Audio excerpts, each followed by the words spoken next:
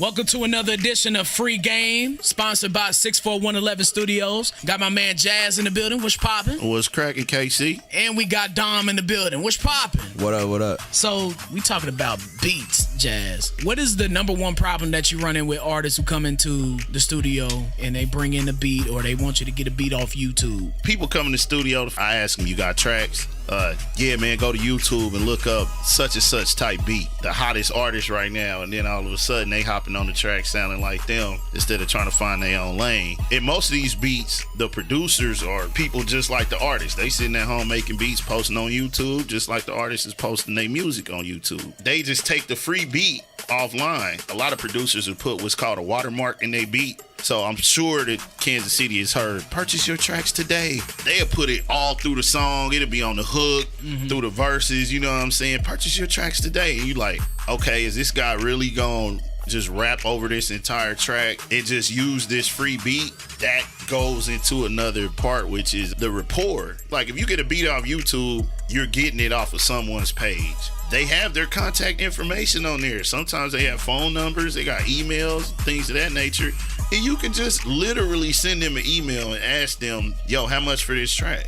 Dom, what do you suggest to artists who come in and they trying to look for a beat from you? How would you like them to come prepared? Number one, just come with your checkbook open. Come with your money right and come with your money ready, but also come with an ideal. You know what I'm saying? I ask a lot of artists, especially in Kansas City, because I work with a lot of more artists on the coast in LA and everywhere that are actually pushing their music forward. And I ask pretty much every artist that I choose to work with here in Kansas City, like, what's your end goal? Where do you see yourself going with the music? You know, that's my biggest thing is really having a plan and an ideal, because if you have that, then I can help you get to where you want to go. Producers and artists should be hand in hand, you know what I mean? Almost best friends. So I'm like, if you know where you want to go, then I can help you get there. Jazz, what about reaching out to producers? It seems to be kind of a toxic relationship between some artists and some producers. How do we mend that relationship? Some artists are talented, but they feel entitled to free beats and they just have a sense of entitlement. And it's like, man, the producers, they got to get equipment too. They spend hours making tracks and tracks and tracks and trying to get their stuff out there too. So it's like the money is just circulating within this ecosystem of artists and producers, and you got to pay the producers, man. Talk about splits real quick before we wrap it up. Normally in a situation that people are going to be working in, you don't want to come in to the situation saying, I'll offer you a split on this song in 99% of the people's situation here in Kansas City. You don't want to come in with that, because is your information set up? Is your sound exchange set up? Is your BMI even set up? So why would you offer me to take off money to be able to get on the splits of your song when I know you don't even have any of that set up? Splits are basically like a record is worth 100%. And so the producer is, according to industry standard, is entitled to like half of that record. When you put it out, half of the publishing, not necessarily like album sales or whatnot. And we've been trying to educate people around Kansas City about how splits work and getting people's publishing up. I use the scale of 100%. So if we do a song right off the bat, if I produce the song, then that's 50%. And if there's just a rapper who wrote the song, then he's the writer half of that 100%. So that's 50%. So say that me and another producer produced the song and there's one rapper.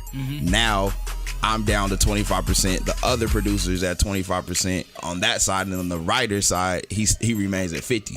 Now say that there's another writer with him and two producers. So now I'm at 25, the other producer's at 25. Now going into the writing side, the main artist may be at 25%, and then the other artist may be at 25%. And that's just only on your BMI splits. Now, if you really want to start making money as a producer, you need to make sure that you get an attorney. You need to make sure that you get a manager to make sure that you're getting your producer royalties. That's where the real money is. That's where the money is. So you get 1 to 3%, 3% high, you know what I'm saying? But 1 to 3% of the actual record sales. And man, shout out to the producers in KC, man. You ain't always got to go on YouTube to get beats, man. We got them here. They talented. You know what I'm saying? They on Instagram, they on Snap, they on Facebook. Yep. You know what I'm saying? We got my man right here. This is my in-house producer, Dominique Sanders. You know what I'm saying? Y'all can always come holler at him. Beats by Bounce. You already know Jay White. He did I Like That. He also did Bodak Yellow. You know what I'm saying? We got Tree on the Slap, Goonies, Pretty Boy Beats, One Bounce, Nadie, my boy Kwame, Kels, Boogeyman, got some old school producers, man. Y'all just need to reach out to these guys, man. They got slaps just like the stuff you hearing on YouTube. Yeah, really, really good producers. I also got to give a shout out to my guy Church Boy, Max Marvel, Desmond, D-Dot Professor, Lenny D, Leonard Destroy. All these people are resources that you should be reaching out to in your city that you can link up with and build your material, as opposed to taking it off of YouTube that 1,000 people already have that beat and you can't build on it. Free Game brought to you by 64111 Studios. Jazz, it's time for the spotlight. Who you got this week? Yeah, Young Versace. It's called That's My Chick. It's on the Expensive Taste album. Go check it out on iTunes, Google Play, Spotify, etc. Dom and Jazz, appreciate y'all coming through with Free Game. 64111 Studios for all your mixing, mastering, producing needs. Go ahead and head over there on 17th to Summit. Let's get into it. Underground Heat. Money make her happy. Money make her happy. She don't need no screaming her baby daddy. And she almost get more chicks than I do. And she almost get more chicks than I do.